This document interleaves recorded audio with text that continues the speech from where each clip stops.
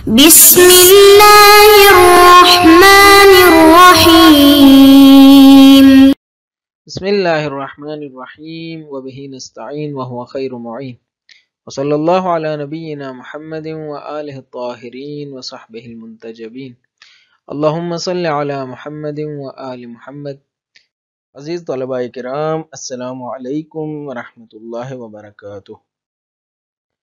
تعارض بین اصول کی بحث جاری تھی اور گزشتہ بحث میں ہم نے بتایا کہ جب استصحاب اور براءت کے درمیان تعارض ہو جائے تو استصحاب کو مقدم کیا جائے گا۔ آج کے سبق میں ہم اس کی دلیل اور وجہ کو سمجھنے کی کوشش کریں گے، بتائیں گے کہ استصحاب کی براءت پر برتری اور تقدم کی وجہ کیا ہے، دلیل کیا ہے۔ تو چلتے ہیں سبق کی جانب۔ سب سے پہلے قرأت متن کرتے ہیں۔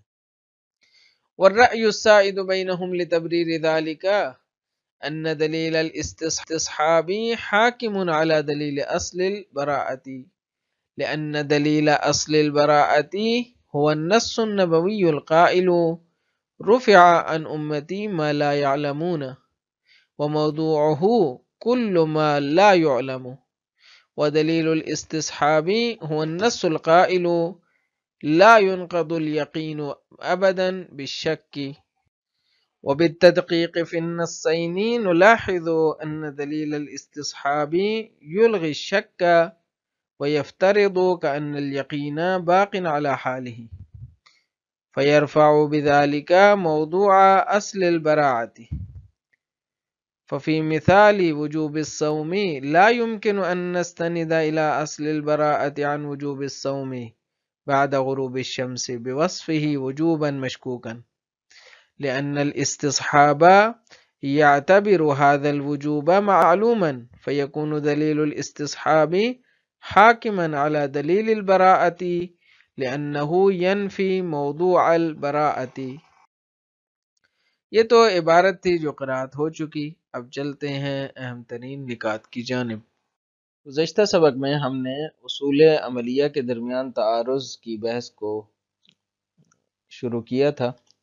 اس حوالے سے ہم نے ایک اہم مورد کی طرف اشارہ کیا اور وہ یہ تھا کہ جہاں تعارض استصحاب اور براءت کے درمیان ہو جاتا ہے، استصحاب کا مؤدی اور مفاد اور اس کا مضمون براءت کے مفاد سے ٹکرا جاتا ہے، براءت کے مضمون سے اور اس کے محتوا سے ٹکرا جاتا ہے۔ مثلا کیسے؟ مثلا یوں کہ استصحاب کا مدعا احتیاط ہے جبکہ براءت کا مدعا اس کے برعکس ہے۔ تو فرماتے ہیں کہ اصولیوں کے درمیان متفق علیہ رائے یہ ہے کہ یہاں پہ استصحاب کو مقدم کیا جائے گا، استصحاب براءت پر مقدم کی جائے گی۔ اس کی پھر ہم نے مثال بھی دی گزشتہ سبق میں، اور وہ مثال یہ تھی کہ مثلا ماہ رمضان میں سورج غروب ہونے پر دن کا اختتام ہو جاتا ہے، سورج جب غروب ہو جاتا ہے تو وہاں پہ دن کیا ہو جاتا ہے؟ اختتام پذیر ہو جاتا ہے۔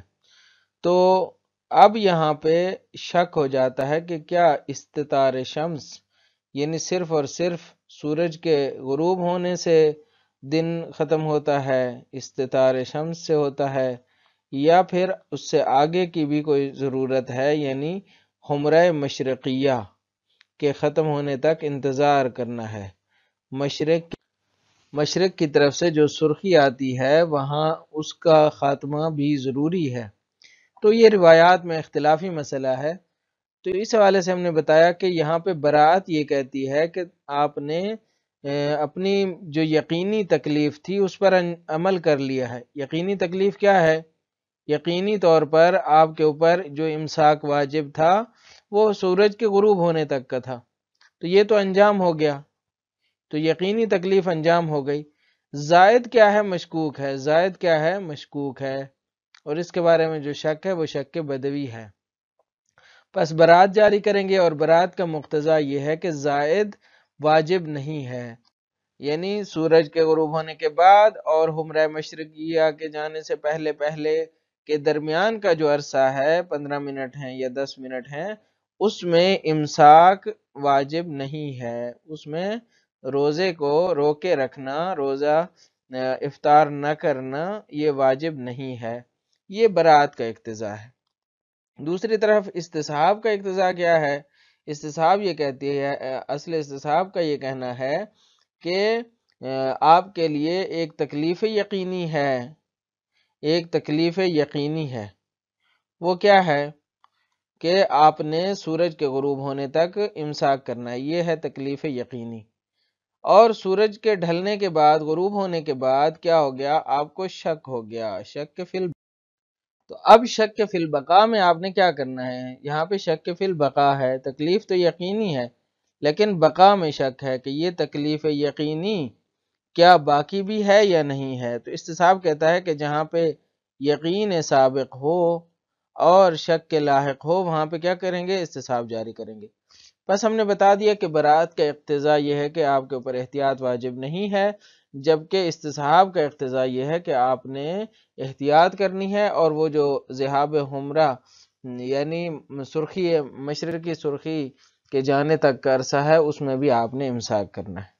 تو یہ تو ہم نے گزشتہ سبق میں بتا دیا تھا کہ یہاں پہ اصولیوں نے متفق علیہ رائے قائم کی ہے کہ استصحاب کو مقدم رکھا جائے گا۔ آج کا جو سبق ہے وہ اس حوالے سے ہے کہ اس کی وجہ کیا ہے، کیوں استصحاب کی برتری کے قائل ہوئے ہیں براءت پر، براءت پر استصحاب کو کیوں مقدم کیا جائے گا، اس کی دلیل کیا ہے، اس کی وجہ کیا ہے؟ تو فرماتے ہیں کہ اس کی وجہ یہ ہے کہ جو دلیل استصحاب کو حجت قرار دیتی ہے، استصحاب کی حجیت پر جو دلیل بنتی ہے وہ براءت کی حجیت والی دلیل پر حاکم ہے۔ میں ایک بار پھر دہرا دیتا ہوں، استصحاب کی حجیت والی دلیل حاکم ہے کس دلیل پر؟ براءت کی حجیت والی دلیل پر۔ حاکم تو یاد ہے نا، ہم نے قاعدہ حکومت گزشتہ بحث میں اس کو پڑھ لیا ہے۔ قاعدہ حکومت کیا ہوتا ہے؟ جہاں پہ ایک دلیل دوسری دلیل کے موضوع کو رفع کرتی ہے۔ قاعدہ حکومت یہ ہے کہ ایک دلیل دوسری دلیل کے موضوع کی طرف ناظر ہوتی ہے اور اس کے موضوع پہ اثر ڈالتی ہے۔ جب اس کے موضوع پہ اثر ڈالتی ہے تو حکم خود بخود مرتفع ہو جاتا ہے، موضوع کو ختم کرتی ہے، موضوع پر اثر ڈالتی ہے۔ تو یہاں پہ کیسے استصحاب کی دلیل نے براءت کی دلیل کے موضوع پر اثر ڈالا ہے، اس کا بیان کچھ یوں کرتے ہیں۔ کہتے ہیں کہ دیکھیے براءت کی جو دلیل ہے وہ یہ ہے کہ رفع عن امتی ما لا یعلمون، یہ ایک دلیل ہے جو مختلف ادلہ میں سے ایک ہے۔ اس دلیل کے اندر براءت کا موضوع بیان کیا گیا ہے، اور وہ کیا ہے؟ ما لا یعلمون، یعنی وہ چیز کہ جس کے بارے میں انہیں علم نہیں ہے، عدم علم۔ تو یہاں جس چیز کے بارے میں انہیں علم نہیں ہے وہ کیا ہے؟ براءت کا موضوع ہے، وہ کیا ہے؟ اس سے بری ہے، اس کے اوپر اس کی ذمہ داری نہیں ہے، تو یہ براءت ہے۔ پس موضوع اصل براءت وہ چیزیں ہیں کہ جن کے بارے میں انسان کو علم نہیں ہے کہ میری ذمہ داری کیا ہے، میرے اوپر کون سی چیز واجب ہے، کون سی چیز میرے اوپر واجب نہیں ہے۔ اب ہم استصحاب کی دلیل کی طرف آتے ہیں۔ استصحاب کی دلیل کیا کہتی ہے؟ لا ينقض الیقین ابدا بالشک، کہ یقین کو کبھی بھی شک کے ذریعے نہ توڑو، یقین کو کبھی بھی شک کے ذریعے نہیں توڑا جائے گا۔ تو یہ دلیل آ کر کیا کر رہی ہے؟ یہ دلیل آ کر یہ کہتی ہے کہ جب انسان کے لیے کوئی بھی تکلیف یقینی ہو اور اس کے رفع ہونے کے بارے میں شک ہو تو اس صورت میں ہم کیا کریں گے؟ یقین کو شک کے ذریعے نہیں توڑیں گے، یقین کو شک کے ذریعے نہیں توڑیں گے۔ تو نتیجہ کیا نکلے گا؟ نتیجہ یہ نکلے گا کہ جب ہم ماہ رمضان کے دن استصحاب کریں گے اور کہیں گے کہ یہ دن ابھی باقی ہے، غروب کے بعد یعنی سورج کے ڈھلنے کے بعد، اور استتار سے لے کر حمرہ مشرقیہ تک، ٹھیک ہے، حمرہ مشرقیہ تک یہ ہے شک، اب یہ شک کا مورد ہے کہ غروب یعنی استتار سے لے کر حمرہ مشرقیہ تک کا جو عرصہ ہے یعنی 10 منٹ ہیں، یہ کیا ہے؟ مشکوک ہیں۔ اب روایت کیا کہتی ہے؟ روایت کہتی ہے کہ لا ينقض الیقین ابدا بشک، شک کے ذریعے یقین کو نہیں توڑا جائے گا۔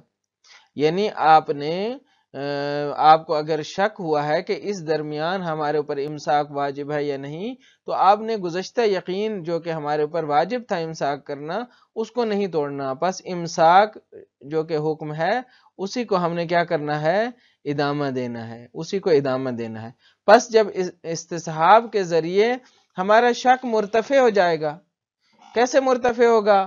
کیونکہ ہمیں اب علم ہو چکا ہے، ہمیں اب یقین ہو چکا ہے۔ جب ہم نے یقین کو استصحاب کیا تو گویا کہ اب ہمیں یقین ہو چکا ہے، یعنی یقین سابق کو ساتھ لے آنا ہے نا، یہ یقین تعبدی ہے، یعنی ہمیں یقین تو نہیں ہے، قطعاً شک ہے، لیکن ہم نے استصحاب کے ذریعے اسی یقین کو ساتھ لے آنا ہے۔ استصحاب کا معنی کیا بنتا ہے؟ صاحبہ سے ہے نا، صحبت سے ہے، یعنی ساتھ رکھنا ہے۔ تو اب ہم نے کیا کرنا ہے؟ اگر ہمیں شک ہوا ہے تو ہم نے اس امساک کے بارے میں جو یقینی والی حالت تھی اسی کیفیت کو باقی رکھنا ہے، تعبداً باقی رکھنا ہے۔ جب یہ حالت ہماری باقی رہے گی تو کیا شک رہے گا؟ وہاں پہ شک چلا جائے گا۔ اب جب شک چلا جائے گا تو پھر کیا نتیجہ نکلے گا؟ پھر نتیجہ یہ نکلے گا کہ جو ہمیں عدم علم تھا نا، وہ در حقیقت علم بالتکلیف میں تبدیل ہو گیا ہے، علم بالتکلیف میں تبدیل ہو گیا ہے۔ لہٰذا جب عدم علم جو کہ موضوع براءت تھا، عدم علم موضوع براءت تھا، جب علم میں تبدیل ہو جائے گا تو کیا وہاں پہ رفع عن امتی ما لا یعلمون کی کوئی گنجائش ہے؟ وہاں کوئی گنجائش نہیں ہے۔ کیوں؟ اس لیے کہ یہاں پہ وہ یعلمون میں سے بن جائے گا، یعنی ایسی چیزوں کے بارے میں وہ علم رکھتا ہے۔ کیسے علم رکھتا ہے؟ علم واقعی تو نہیں رکھتا، لیکن علم تعبدی رکھتا ہے، کیونکہ اسے اب ایک حالت کے بارے میں یقین تھا اور اسی حالت کو اس نے استمرار پیدا کرنا ہے، اسی حالت کو اس نے کیا کرنا ہے؟ استمرار دینا ہے اور اسی کو باقی رکھنا ہے۔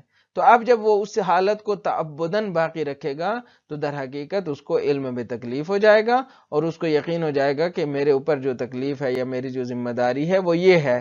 جب اسے یقین ہو جائے گا کہ میری ذمہ داری یہ ہے تو اب اس کے بارے میں اس کو جو ما لا یعلمون والی کیفیت ہے وہ تبدیل ہو کے یعلمون میں بدل جائے گی، لہٰذا موضوع مرتفع ہو جائے گا۔ جب موضوع اٹھ جائے گا تو یہی معنی ہے حکومت کا۔ حکومت کا معنی کیا تھا؟ کہ ایک دلیل آ کر دوسری دلیل کے موضوع کو ہی ختم کر دیتی ہے۔ جب موضوع ختم ہوتا ہے تو حکم خود بخود چلا جاتا ہے۔ پس جب موضوع براءت چلا جائے گا تو پھر اصلاً براءت کی کوئی گنجائش باقی نہیں رہے گی۔ یہ وجہ ہے کہ اصولی اس بات پر متفق ہیں کہ جب براءت اور استصحاب میں تعارض ہوتا ہے تو استصحاب مقدم ہوتا ہے۔ یہ تھے نکات، اب چلتے ہیں وضاحت متن کی جانب۔ فرماتے ہیں التعارض بین الاصول کی بحث جاری تھی، فرماتے ہیں والرأی السائد بینہم لتبریر ذالک۔ ذالک سے کیا مراد ہے؟ اسی مقدم ہونے کی طرف اشارہ ہے کہ استصحاب کو مقدم رکھا جائے گا اس نظریے کی تبریر کے لیے۔ تبریر کس کو کہتے ہیں؟ توجیہ کرنے کو، اس کو ثابت کرنے کو۔ برر یبرر تبریر، یعنی ایک نظریہ جو آپ نے بیان کیا ہے اس کی اب آپ توجیہ پیش کریں، اس کو آپ موجہ ثابت کریں کہ اس کی وجہ کیا ہے۔ کہتے ہیں اس تبریر کے لیے، یعنی اس کو موجہ ثابت کرنے کے لیے جو دلیل دی جاتی ہے، شہید اس کو رائے سے تعبیر کر رہے ہیں۔ کہتے ہیں رائے جو موجود ہے السائد، یعنی جو رائج ہے، جو حاکم ہے، جو حکم فرما ہے اصولیوں کے درمیان، اس نظریے کو موجہ ثابت کرنے کے لیے وہ یہ ہے کہ ان دلیل الاستصحاب حاکم علی دلیل اصل البراءت۔ کہتے ہیں کہ وجہ یہ ہے کہ استصحاب کی دلیل حاکم ہے، حکومت رکھتی ہے اصل براءت کی دلیل پر۔ کیسے؟ یوں کہ لأن دلیل اصل البراءت هو النص النبوی القائل رفع عن امتی ما لا یعلمون، کیونکہ اصل برات کی دلیل یہ نص ہے کہ جو پیغمبر اسلام صلوات اللہ وسلم علیہ وآلہ سے روایت ہوئی ہے کہ میری امت سے اٹھا دی گئی ہیں کچھ چیزیں، اور ان میں سے ایک چیز یہ ہے کہ میری امت سے وہ چیزیں اٹھا دی گئی ہیں کہ جن کو وہ نہیں جانتے، جن کے بارے میں انہیں علم نہیں ہے، تو وہ اس کے بارے میں پوچھا بھی نہیں جائے گا، ان کی ذمہ داری بھی نہیں ہے، تو جن چیزوں کو نہیں جانتے ان کے بارے میں برات جاری کریں گے۔ پس اب ہم نے دیکھنا یہ ہے کہ جب ہم کہتے ہیں حاکم ہے تو اس کا معنی کیا ہے کہ اس کے موضوع کو اٹھاتی ہے۔ کہتے ہیں اس لیے موضوع کی بحث کو چھیڑتے ہیں، کہتے ہیں وَمَوْضُوعُهُ كُلُّ مَا لَا يُعْلَمُ، کہتے ہیں اس کا موضوع کیا ہے؟ رفع کا موضوع، رفع سے مراد یہی جو روایت ہے۔ کہتے ہیں وَمَوْضُوعُهُ، یا موضوع اصل البراءہ، اس کی طرف بھی پلٹا سکتے ہیں، رفع کی طرف بھی پلٹا سکتے ہیں، اس لیے کہ رفع وہی براءت ہی ہے، یعنی رفع کنایہ ہے نا، بیان ہے اسی براءت کا، تو بہرحال دونوں کی طرف پلٹا سکتے ہیں۔ کہتے ہیں وَمَوْضُوعُهُ، اس حکم کا جو موضوع ہے وہ ہر وہ چیز ہے کہ جس کے بارے میں انسان کو علم نہ ہو، كُلُّ مَا لَا يُعْلَمُ۔ وَدَلِيلُ الْاسْتِصْحَابِ، اور دوسری طرف اب ہم آتے ہیں استصحاب کی طرف، تو استصحاب کی جو دلیل ہے وہ یہ والی روایت ہے، هُوَ النَّصُّ الْقَائِلُ لَا يُنْقَضُ الْيَقِينُ أَبَدًا بِالشَّكِّ، وہ یہ والی روایت ہے جو یہ کہتی ہے کہ یقین کو شک کے ذریعے کسی صورت میں نہیں توڑا جائے گا۔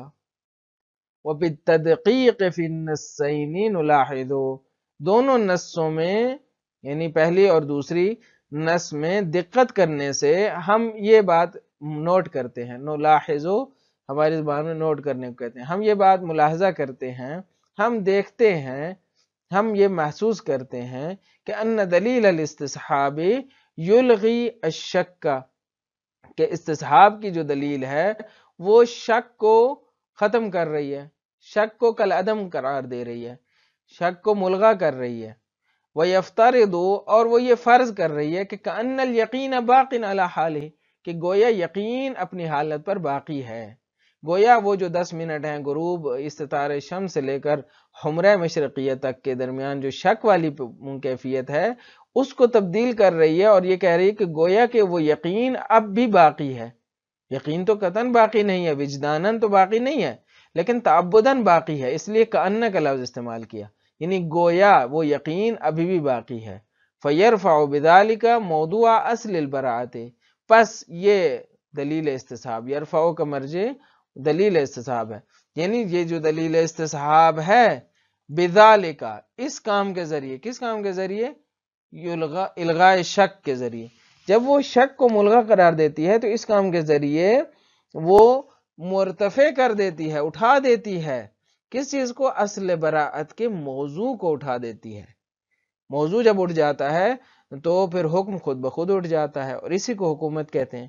کہتے ہیں ففی مثال وجوب الصوم، وہ جو ہم نے مثال دی تھی کہ روزہ واجب ہے، روزہ جو دن جب غروب ہو جاتا ہے اور اس کے بعد بھی واجب ہے، تو کہتے ہیں لا يمكن ان نستند الى اصل البراءة عن وجوب الصوم بعد غروب الشمس، کہتے ہیں وہ جو غروب والا مسئلہ ہے ممکن نہیں ہے کہ ہم اصل برات کی طرف استناد کریں۔ برات کس چیز سے؟ ان وجوب الصوم، ہم کہیں کہ روزے کا وجوب اب واجب نہیں رہا، برات جاری کریں گے کب؟ بعد غروب الشمس، سورج کے ڈھلنے کے بعد، سورج کے غروب ہونے کے بعد، بے وصف ہی وجوباً مشکوکاً، اس وصف کے ساتھ کہ وہ اس کا وجوب مشکوک ہے، یعنی وجوب مشکوک ہونے کے ناطے ہم برات جاری نہیں کر سکتے۔ کیوں؟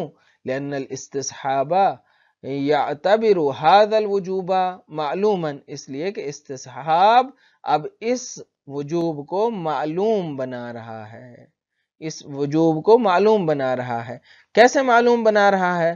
کیونکہ اس کی ذمہ داری کا تعین کر رہا ہے، یعنی مکلف کے لیے اب معلوم ہے، اگرچہ ظاہراً معلوم ہے، عملاً معلوم ہے، ذمہ داری کے حساب سے معلوم ہے، نظراً تو اس کے لیے ابھی تک بھی مجہول ہے حکم واقعی، کہ یعنی واقعاً یہ حکم شرعی کیا ہے، حقیقتاً حکم شرعی کیا ہے وہ تو ابھی تک معلوم نہیں ہے، لیکن استصحاب آنے سے اس کو عملاً یہ چیز معلوم ہو جاتی ہے کہ اس کی ذمہ داری یہ ہے کہ اس نے اب کیا کرنا ہے، اسی وجوب کو باقی رکھنا ہے۔ فَيَكُونُ دَلِيلُ الْاسْتِصْحَابِ حَاكِمًا عَلَى دَلِيلِ الْبَرَاءَةِ، بس یوں ہوگا کہ دلیل استصحاب دلیل براءت پر حاکم ہوگی، لِأَنَّهُ يَنْفِي مَوْضُوعَ الْبَرَاءَةِ، کیونکہ وہ موضوع براءت کی نفی کر رہی ہے۔ سبق کا خلاصہ یہ ہے کہ آج کے سبق میں ہم نے یہ پڑھا کہ استصحاب براءت پر کیوں مقدم ہے، تعارض کی صورت میں استصحاب کو براءت پر برتری کیوں حاصل ہے۔ تو ہم نے بتایا کہ اس کی وجہ یہ ہے کہ استصحاب کی دلیل، یعنی استصحاب کو حجت قرار دینے والی دلیل براءت کو حجت قرار دینے والی دلیل پر حاکم ہے، حکومت رکھتی ہے۔ کیسے؟ اس کا بیان ہم نے یوں کیا کہ براءت کی دلیل رفع عن امتی ما لا یعلمون ہے، اس کا موضوع عدم علم ہے، اور دوسری طرف سے استصحاب کی دلیل یہ کہتی ہے کہ یقین کو کبھی بھی شک کے ذریعے نہیں توڑا جائے گا۔ اب ہم جب دیکھتے ہیں کہ روزے والی مثال میں اسے غروب کے بعد، استتار شمس کے بعد شک حاصل ہوتا ہے، اور اس کو گزشتہ یقین ہے کہ غروب سے پہلے تو اس نے روزہ رکھا ہوا تھا اور اس کا واجب ہے امساک کرنا، تو اب اس نے اس شک کو، اس یقین کو نہیں توڑنا بلکہ ادامہ دینا ہے جب تک کہ اس کو اس کے مرتفع ہونے کا یقین حاصل نہ ہو جائے۔ مرتفع ہونے کا یقین تو حاصل نہیں ہوا، لہٰذا استصحاب جاری ہو جائے گا۔ پس جب استصحاب جاری ہوگا تو اس کا شک مرتفع ہو جائے گا۔ اب جب شک اس کا مرتفع ہو جائے گا تو اس صورت میں اس کا عدم علم، وہ جو ما لا یعلمون تھا، وہ تبدیل ہو جائے گا علم بھی تکلیف میں، یعنی اس کو اب تکلیف کے بارے میں علم ہو چکا ہے، ذمہ داری اس کی متعین ہو چکی ہے۔ جب ذمہ داری متعین ہو چکی ہے تو اب ما لا یعلمون چیز باقی ہی نہیں ہے کہ اس کے اوپر اصل براءت کا حکم جاری ہو۔ یہ ہے سبق کا خلاصہ، اور یہیں پہ جو تعارض بین الاصول کی مباحث ہیں وہ ختم ہو جائیں گی۔ انشاءاللہ اگلی بحث میں ہم تعارض بین ادلہ والاصول کی بحث کو کریں گے۔ مجھے امید ہے یہ سبق بھی آپ کے لیے مفید واقع ہوا ہوگا۔ اجازت دیجیے، اللہ تعالیٰ آپ کا حامی ناصر ہو۔ والسلام علیکم ورحمۃ اللہ وبرکاتہ۔